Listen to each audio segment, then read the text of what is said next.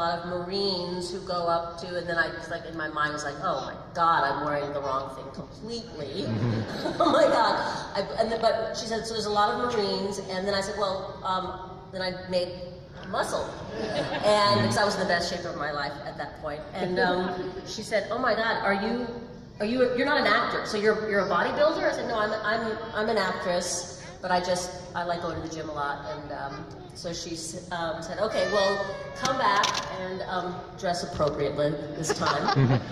So I scraped my hair back and came back in combat boots, and I was reading for. I was given the sides of the lines of Vasquez, and was told you're not auditioning for her because we're casting it in the U.S. And but there's not as many lines for the pilot to his part.